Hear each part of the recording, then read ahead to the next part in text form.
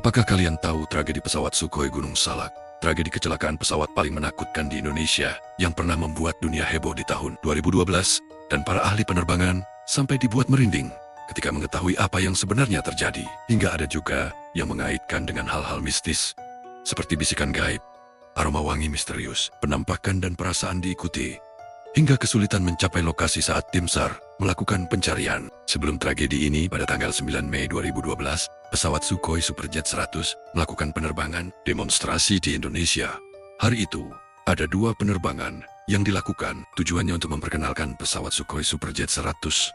Baik itu kepada awak media, pebisnis maupun pemerintah. Penerbangan pertama dilakukan sekitar pukul 11 siang.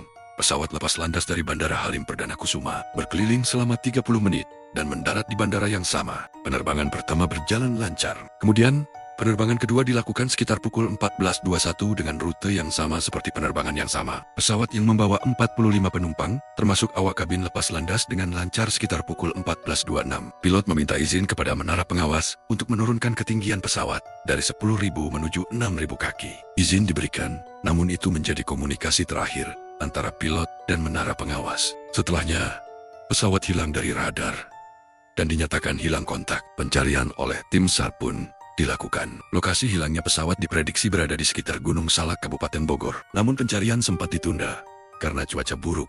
Keesokan harinya, tim SAR mengetahui titik jatuhnya pesawat.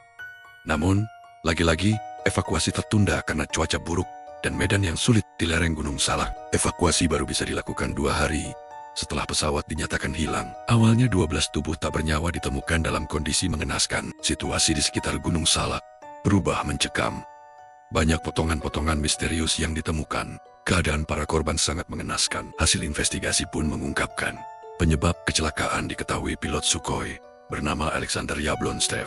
Sebelumnya tidak pernah melakukan penerbangan di Indonesia. Dia tidak mengenal medan penerbangan hari itu, termasuk di area Gunung Salak. Namun hasil investigasi yang membuat para ahli terkejut. Diketahui terjadi percakapan di dalam kabin yang tidak berhubungan dengan penerbangan. Akibat percakapan itu perhatian pilot teralihkan. Pilot kemudian tidak segera mengubah arah pesawat ketika keluar jalur secara tidak sengaja. Hingga akhirnya, pesawat menabrak Gunung Salak. Akibat tragedi ini 45 penumpang di dalam pesawat dinyatakan kehilangan nyawa.